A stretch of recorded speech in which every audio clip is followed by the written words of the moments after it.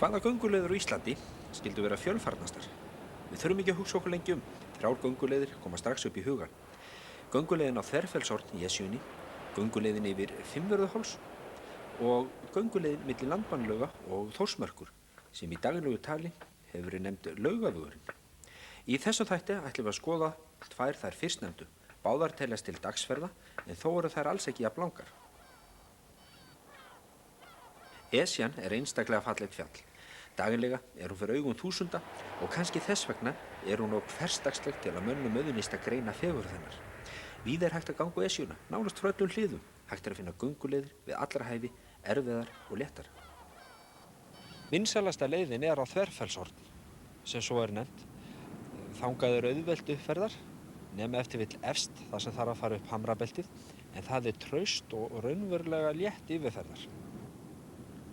Hér má greina gönguleiðina upp eftir hlíðum Langarhryggs meðfram Mógilsá og þarna tekum við brattinn upp í sjálft Þverfellshornið og efst er Hamrabeltið sem sumum finnst svo hrikkalegt.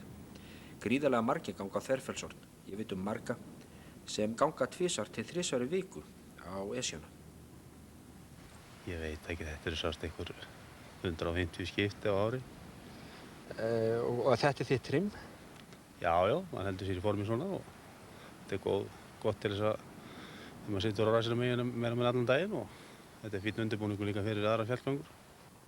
Flestir ganga upp á Þverfellshornið á svona 1,5 til 2 klukkustundum og fjallgangan er að sjálfsögðu skemmtun. Sumir ganga upp í hópum og svo hittast menn og spjalla. Jú, maður kynnist hérna mikið af fólki, það fjölgar hér stöðugt og það er hér fleiri 100 mann sem fara hér stundum í viku á sumrin en það er kannski svona 40-50 mann sem fara hérna nokkuð reglulega sem maður alltaf sér í þessum ferðum. Ekki er úr vegi að velta fyrir sér 2 skýringum á nafninu á fjallinu, Esja. Fróðir menn segja að Esja sé heita Tálgusteini sem finna má í fjallinu en Tálgusteinn er tegund af móbergi. Í Kjalnesingasögu heitir söguhetja Búi, Andríðarsson, mikill kappi og glæsilegur. Fóstra hans nefndist Esja og bjó honum bústaði í helli í fjallinu. Sannleiksgildi Kjalnesingasögu má eflaust deila en ólíkt er það skemmtilegri og eftirminnilegri skýring á nafni fjallsins heldur en heita á Tálgusteini. Og gönguleiðin upp á Þverfellshorn má svona til hægðarauka skipta í nokkra hluta. Fyrsti kaflinn er aflíðandi brekka upp frá bílastæðinu og þá tökum við bratti og síðan skriðan þar sem hliðarhalli er nokkur. 3. kafli er mýrin upp á brekkurótum fyrir neðan hamrana, brekkun upp á hömrunum er 4. kaflinn og 5. kaflinn er hamrarnir efst í Þverfellshorni. Við erum komin upp í hamrana efst í Þverfellshorni, þeir verast erfiðir neðan frá en í raun eru þeir mjög auðveldur uppgöngum. Upp hamrana eru víða leiðir og fæstar þeirra eru erfiðar. Mér finnst oft best að fara austan megin þar sem þessar myndir eru teknar.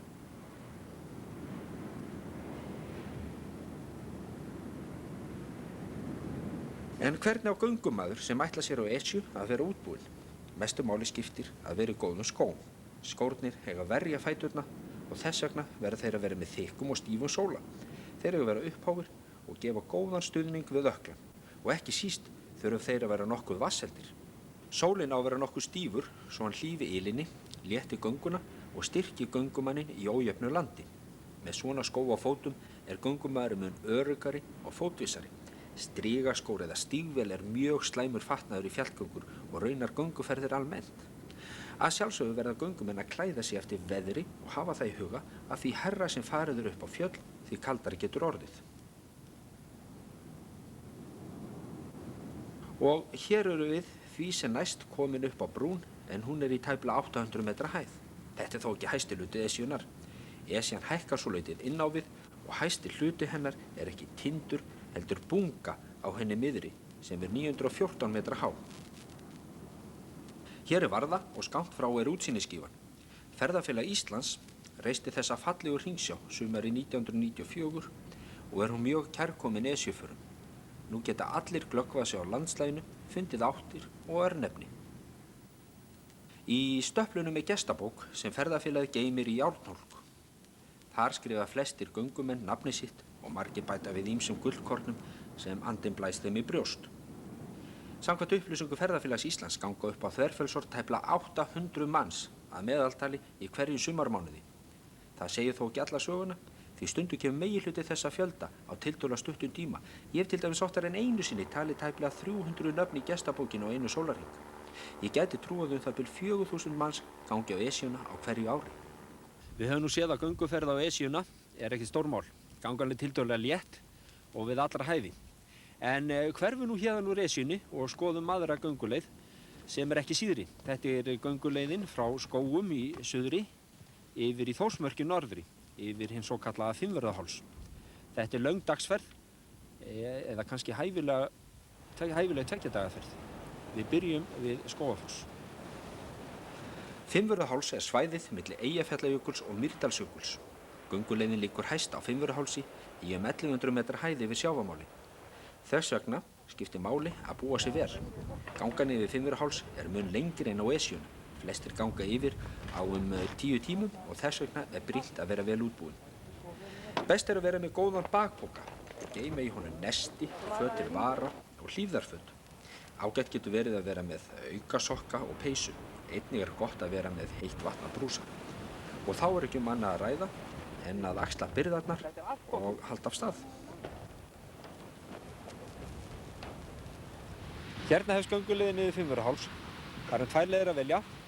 Annaðhvort að fara jeppaveginn upp á Skógaheiðina eða byrja hérna við fossinn og ganga upp með ánni og fylgja henni eins komið að gljúfrónum þar sem fjölmörgu fossar sem áin hefur grafið ofan í landið. Og þaðan skammur vegur upp á hálsinn.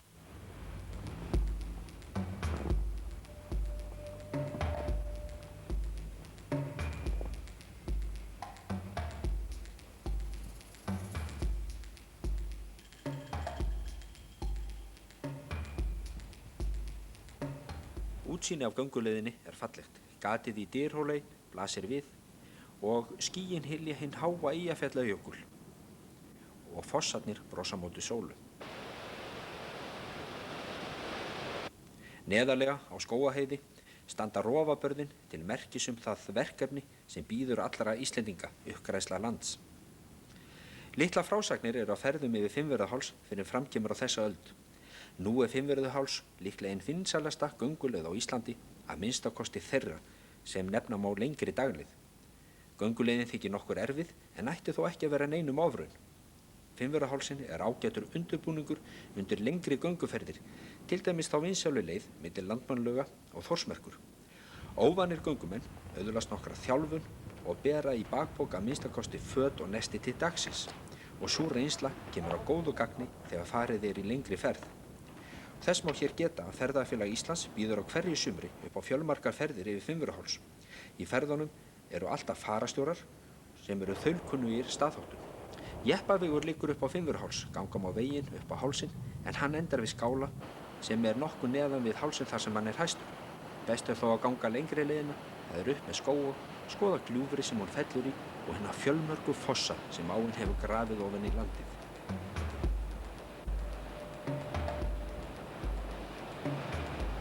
Þetta alveg stórkostlegur staður með alla þessa fossa og ég veit ekki, ég nýt þess að vera hérna sko.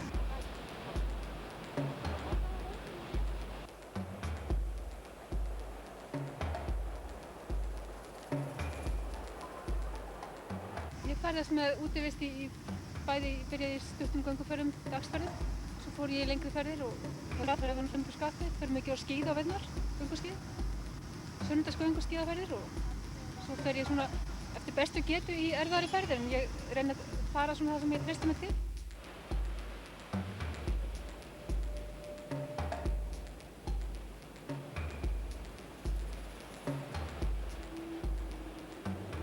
Þessi foss nú eins og smækkuð útgáfa af Seljalandsfossi og litlu neðar fellur vatnið í gríðarlegum fossi og ofan í djúpt gljúfrið, svona hann af fossberanum. Og þannig lítur fossinn út í öllu sínu veldi. Úðinn af fossinum vökvar grænan mosann í gljúfrinu og skammt öfgan á milli. Rétt hjá lítil spræna sem þó undurfögur mitt í öllum þessum mikilleika.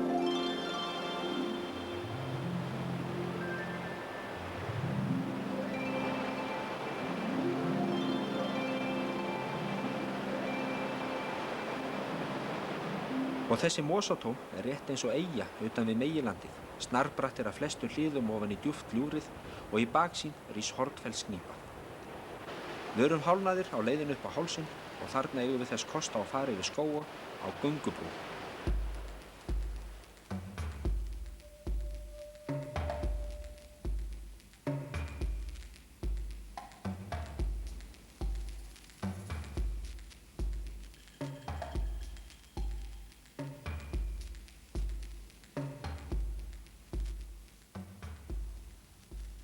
Landið hefur hér breytt nokkuð svip, miklu minni gróður, meira af klettum, grjóti og sandi.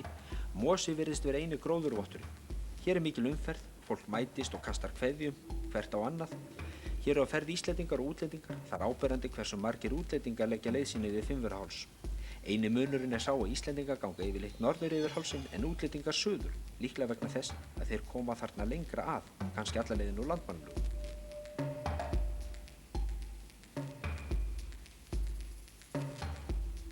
Og nú horfum við norður upp á hálsinn. Þennan skála reisti flugbjörgunarsveitin undir Eyjafjöllum en skálinn aldrei nefndur annað en fúkki. Því innandyra megn fúkkalykt, engu að síður skálinn rambyggilegur og hefur margur átt þar skjól og hvíld. Og hátt upp á fjallshryggnum má auðveldlega greina hús sem stendur eins og höll í fornsögunum. Þetta Fimmvörðuskáli útivistar.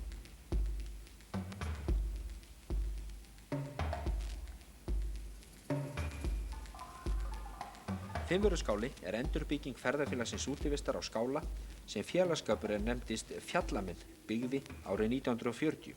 Þetta stórglæsilegur skáli, traustbyggður og hentar vel fyrir nútíma fjallamenn. Skálinn stendur í 1100 metra hæð og miðstöð fyrir ferðir yfir Fimmvörðuháls og Eyjafjallajökul og Mýrdalsjökul. Frá Fimmvörðuskála liggur leiðin yfir Lágjökul, háhálsinn út að Bröttufönn. Hér getur verið villugjart, þoka getur skollið á með við litlum fyrirvara og þá best að fylgja slóðinni í snjónum. Fyrir framan okkur Rútugöngahöfði sem eitt hæsta fjallið í Goðalandi og beint fyrir framan okkur núna Morinsheiði og Brattafönn heitir skaflinn fremst. Og nú horfum við niður í Teigstungur og Krossárjökul og þetta Rjúpnafell í Þórsmörk.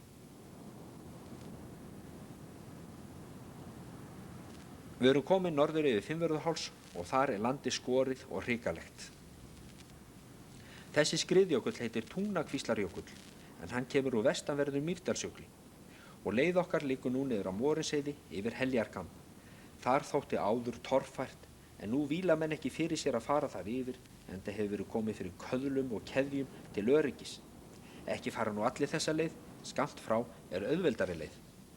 En svona Heljarkamburinn, haft á milli hrikalegra gljúfra, Hvannárgils og Hrunárgils og þar yfir þarf að fara til þess að komast á Morinsheiði.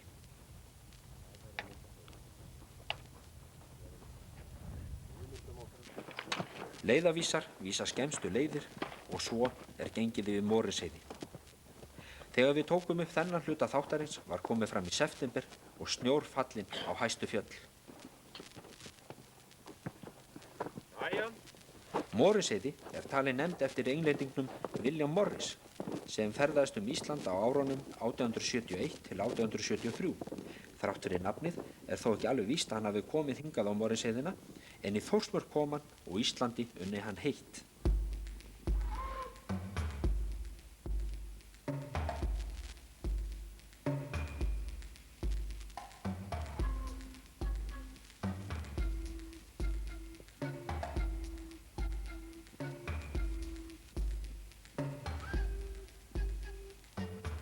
Morinsheiðin stór og flöt. Hér kæmist fyrir margir fótboltavellir ef því var að skipta. Víðast þverhnípt niður að heiðinni en alls staðar fallegt útsýni af brúnum hennar. Hér Tindfjallajökull, haustsnjórinn, hylur fjöllina mestu og við sjáum upp í Hrafntinnusker sem bungan lengst til hægri. Þar liggur gönguleiðin milli Landmannalaug og Þórsmerkur.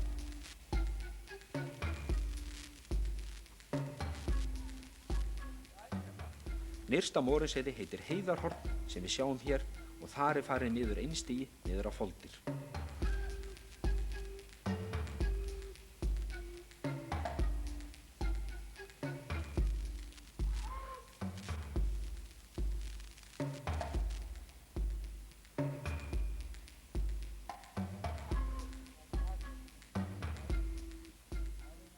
Þegar við komum niður á foldir er ekki úr vegi að ægja stund og fá sér bita.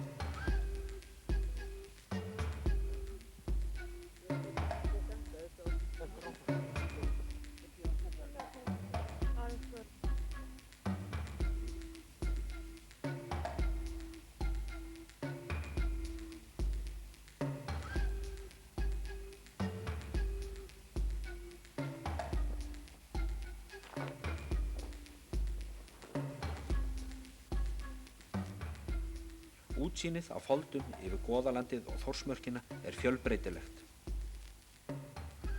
En enn er spölur eftir.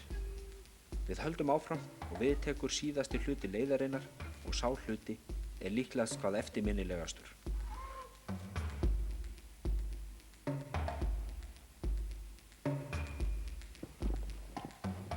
Nú liggur leiðin yfir Einstigið eftir svokölluðum kattarhryggjum. Þar er á kafla þverhníft til beggja handa. Einstigið er þó ekki hættulegt, en samt er betra að fara varlega. Kattarhryggir eru mjóa rimar. Á vinstri hönd er Strákagil og handa þess útigönguhöfði. En hægra megin er, hvað skyldi nú gilið heita? Úr því að þarna er Strákagil, þá hlýtur hitt gilið heita Stelpugil. Nei, svo er ekki. Gilið heiti því einfalda nafni Þvergil. Hitt nafnið hefði þó óneitanlega verið miklu skemmtilegra.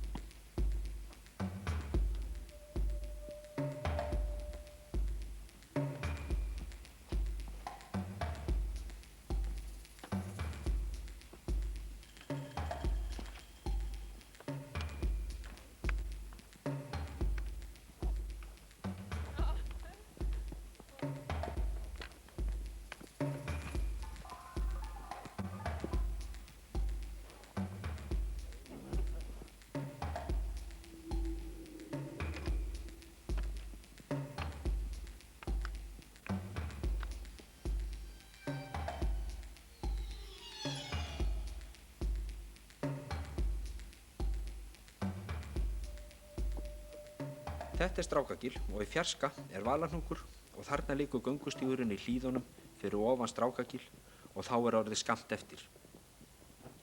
Valahnúkur er í Þórsmörk eins og allir vita, en hér eru við í Goðalandi. Krossá skilur á milli Goðalands og Þórsmörkur. Landið á þessum slóðum ber ýmis nöfn og sum þeirra eru ekki mjög þekkt, eins og Stakkholt, Teigstungur, Guðrúnatungur og fleiri. Þekktast er að sjálfsögðu Þórsmörk og það nafn er oft notað yfir allt landsvæði hérna í skjóli Mýrdalsjökuls og Eyjafjallajökuls.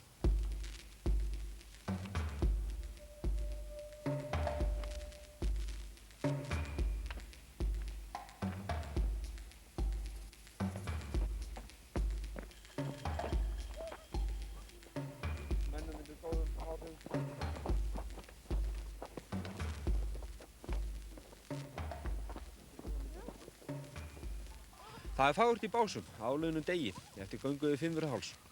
En ekki enda allir ferð sín í Básum. Sumir halda áfram yfir í Langadal, þar sem Ferðafélag Íslands ræður ríkjum. Við höfum nú lokið gönguferðið við Fimmvörðuháls sem nefna má drjúga dagsferð. Þessi gönguleið er tilvalin æfing fyrir næstu ferð, en það er gönguleiðin á milli Landmælu og Þórsmörkur, svonefndur Laugavegurinn.